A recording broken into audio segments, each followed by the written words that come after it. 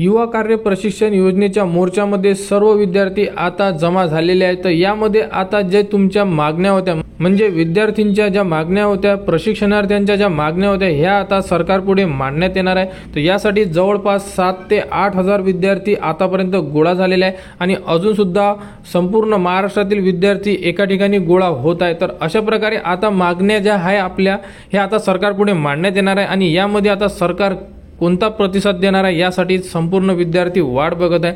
तर यामध्ये ज्या प्रमुख मागण्या असणार आहेत त्या मागण्या असणार आहे 5 मागण्या। तर यामधील आता संपूर्ण ज्या मागण्या ह्या कधी पूर्ण केल्या जाणार यासाठी आता जे आपले प्रशिक्षणार्थ्यांच्या पाठीशी उभे आहे ते माजी खासदार हरिभाऊ राठोड, तर ह्या सर्व मागण्या सरकारपुढे मांडण्यात येणार आहे आणि यावरती सरकार कोणता प्रतिसाद देईल यासाठी संपूर्ण विद्यार्थी आता उत्सुक आहे। यामध्ये आता नवीन कोणती अपडेट येईल यासाठी सर्व विद्यार्थी वाट बघत आहेत।